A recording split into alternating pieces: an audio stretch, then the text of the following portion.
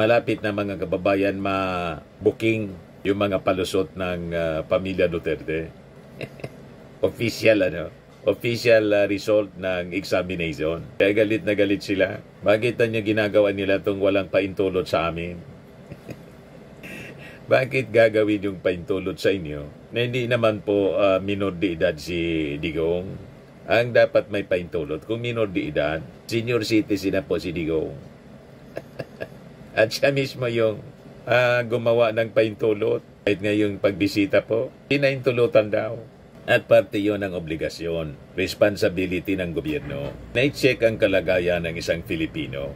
Di ba? Yung pagbisita ng mga embassy officials, maisahan ninyo. Sige, kwento ninyo na kung ano-ano. Pagkatapos, bangga-bangga man yung kwento. Iba yung kwento ni Sarah, iba naman yung kwento, mga kababayan, ni Elizabeth Zimmerman.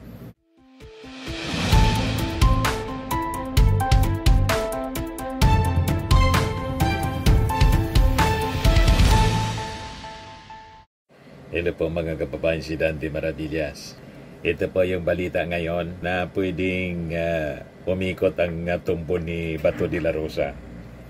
Ano niya yan, Mr. Maravillas? Para kasing tinatakot na naman po ni Attorney Cristina Conti. Itong si Bato de la Rosa. Ayan po, sabi dito, ICC prosecutors may seek Bato arrest while court awaits Duterte fitness test. Sabi ni Attorney Cristina Conti, ICC Assistant to Counsel. Diba niya, Mr. Maravillas, many times lumalabas yung ganyang kwento. Bakit kasi hindi pa pinapalabas yung yung warrant of arrest para kay Bato de la Rosa? Wait lang po. Ganyan talaga po ang proseso. Tinichimpo po sa tamang panahon. At mga balitang ganito po, ang tingin natin, parte ito ng pagkondisyon sa isipan ng mga tao at saka po ni Bato de la Rosa na palapit ng palapit ang kanyang pakikipag-reunion kay Digong na miss na daw niya. Miss na, hindi ka man pumupunta doon. Buti nga si Amy Marcos pumunta doon na laking tulong mga kababayan sa naging desisyon ng ICC na huwag pagbigyan yung interim release. Kasi yun ang patunay, ma-impluensya. Ma-impluensya pa rin si Digong, pati yung kapatid ng Pangulo, impluensyado.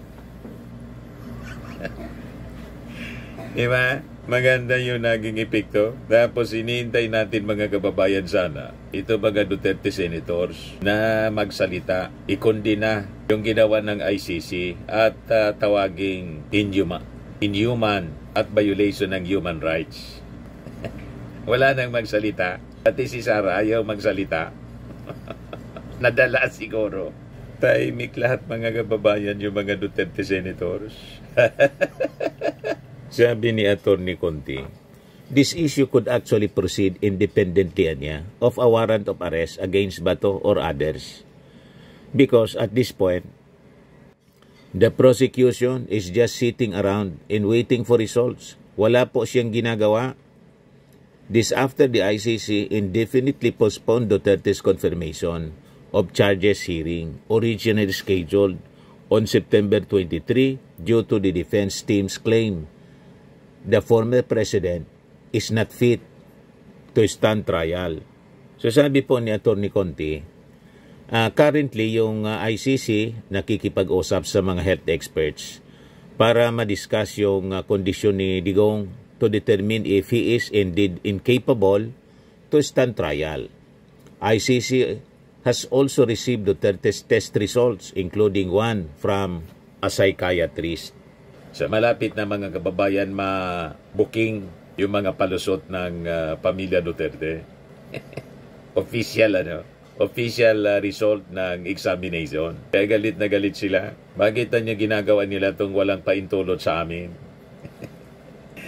Bakit gagawin yung paintulot sa inyo na hindi naman po minor de edad si Digong? Ang dapat may paintulot kung minor de edad, senior citizen na po si Digong. At siya mismo yung gumawa ng paintulot. Kahit ngayong pagbisita po, pinaintulutan daw. At parte yun ang obligasyon, responsibility ng gobyerno na i-check ang kalagayan ng isang Filipino.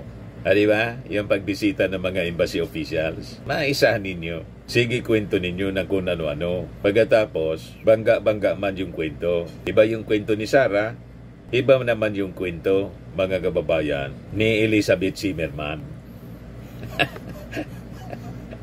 Bangga-bangga yung kanilang kwento, mga kababayan. Iba yung kwento ng abogado, iba yung kwento ni Sarah. Sakit ng ulo si Sarah, mga kababayan sa abogado. Ayan tuloy, na-deny. Kaya sabi ng bayan, ICC rejection highlights Sara Duterte's arrogance, entitlement. Effective po yung mga statement ni Sara. Sabi ni Raymond Mong Palatino, Secretary General ng Bagong Alyansang Makabayan or Bayan, she is a lawyer niya. She knows that her statement can be used by the court, but her arrogance and sense of entitlement prevailed, that she felt she could say whatever she wanted to say just to be able to flex in project their family's political influence. Sa kakayabang po, walang patutunguhan po ang sobrang kayabangan. Malinaw po ang sinabi ni King Solomon sa Proverbs 16:18, pride goes before destruction, and a haughty spirit before a fall. Si Sarah ayaw makinig. Ayaw makinig sa advice. Gusto niya yung naisip niya, tira lang ng tira para masatisfy yung ganyang pagiging arugante at mayabang. Masaya sa doon. Ang hindi niya alam, habang ginagawa niya yon, pinapahamak niya yung ganyang tatay. Ayun na nga po yung nangyari. Ngayon, balikan natin yung ICC, yung sinabi ni Atty. Cristina Conti. Sabi po ni Atty. Conti, De La Rosa's name was among those mentioned in the draft charges against Duterte. The prosecution has already built up a case against Bato de la Rosa. At the least, Bato's name even appears in the documents containing the charges. While the names of the 8 others were redacted in the publicly available version of the ICC document, sabi po ni Conti, it shows that at least 2 were police officers. One was an appointed official, one was close enough, and another one was a friend. These 8 players are also considered among the most responsible. Conti, however, noted that it could be difficult to arrest De La Rosa now because of various factors including his incumbency bilang isang senador. The Philippines arresting bodies, PNP, National Bureau of Investigation, and other law enforcement agencies may also hesitate to arrest a former PNP chief. Sabi ni Conti, for us, the reasonable or most probable time, including possible appeals, would be January, February, so that everything is settled. Ito yung sabi niya in relation to possible appeal the defense may file in relation to Duterte case. So, hintay-hintay lang po tayo. Kahit na marami sa ating mga kababayan naiinip na masyado sa pag-issue ng warrant of arrest laban kay Bato de la Rosa. Pati nga po si Bongo. Sabi ni Lodge Bernardo Ohala, ayan na, ICC is coming to town. Sabi ni Bob Kapangpangan, tagal naman. Sabi ni Linal Resley Paksay, forthwith po sana, sir, madam. Forthwith, please. Sabi ni Alexis Ocampo, ready na si Idol Sentry, si Trillanes for the arrest.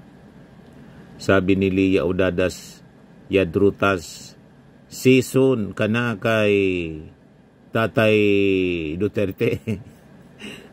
Sabi ni June Bagyo, he's honored to be placed at ICC jail. Sa totoo lang, maganda nga nandun siya kasi may kausap na kahit papano si Digong. At anyway, kung hindi sila guilty sa crimes against humanity, di mabuting malinis nila ang kanilang mga pangalan. At maswerte sila, mapalad pa rin sila kasi binibigyan sila ng due process, the right to be heard. Pero yung mga victims po ng AJK, wala na. lahat na kaluluwa. Ito yung sinabi ni Pulong na sinagot naman po ni Jose Claire Castro. To all kidnappers of my father, I will make sure that you will pay for this crime that you have committed. Sabi ni Jose Castro, hindi tayo dapat natatakot o lagi na lamang nabubuhay sa panakot. Pati yung ating Pangulo, tinatakot nila. Pati ng mga DDS. Takotan niyang pumunta sa Davao. Anong takot? Nandun na yung ating Pangulo para tumulong. Yan yung ating Pangulo. Sa Davao, mga kababayan, ini-inspeksyon yung tent city na nilagay ng DSWD. So, di ba? Para sa mga nalindol. Mga nalindol sa Davao Oriental. Kaya masaya po yung mga nalindol. Oh. Kasi masikaso yung ating Pangulong Bongbong. At tinitingnan niya talaga. Hands-on siya. Ayaw niya nung kinikwento-kwentuhan lang ng kanyang mga cabinet secretaries. Gusto niya mga kababayan siya mismo ang tumitingin sa kalagayan. 158 million pesos in cash assistance ang kanyang pinamigay sa iba-ibang mga municipalities na nalindol. Ayan o. O, diba? Ayan o. Morag na napod mo graduate diriya sa Davao Oriental. God bless PBBM. Sabi ni Sylvester Tumala, kaway-kaway pa, morag will come.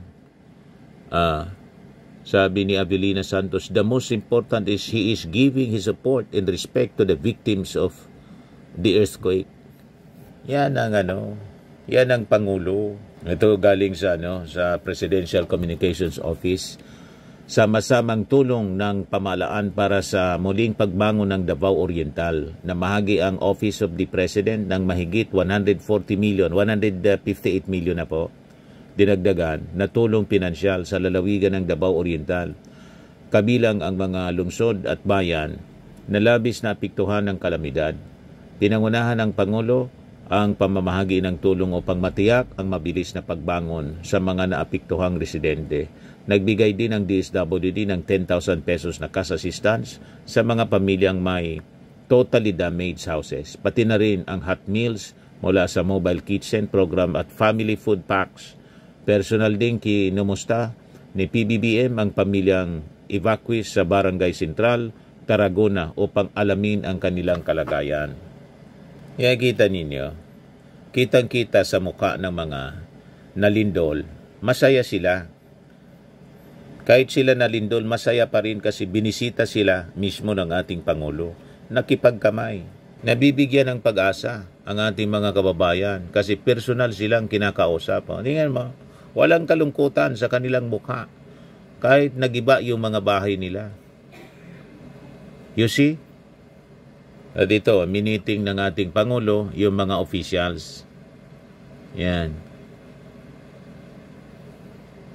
Sabi dito sa report ng GMA, President Marcos met with officials from the local government and national agencies in Davao Oriental to discuss ongoing response and recovery efforts following the earthquakes. Governor Nelson Dayanghirang presented updates on the damage to infrastructure in houses as well as the number of families affected. While agencies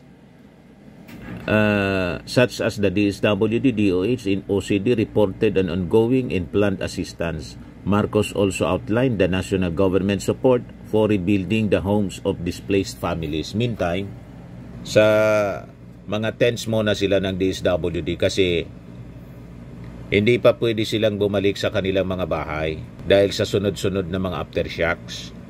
Sunod-sunod yung mga aftershocks na tumatama po. Iba ka madaganan sila. Hindi pa tuluyang nagiba yung kanilang bahay, baka sa mga aftershocks magiba at yun ang tumabon sa kanila. Kaya importante sa lindol, may tent city na linalagay hanggang maging stable na. Then comes now the rebuilding. Pabahay, ipapatayo agad-agad para po sa kanila. Ganon.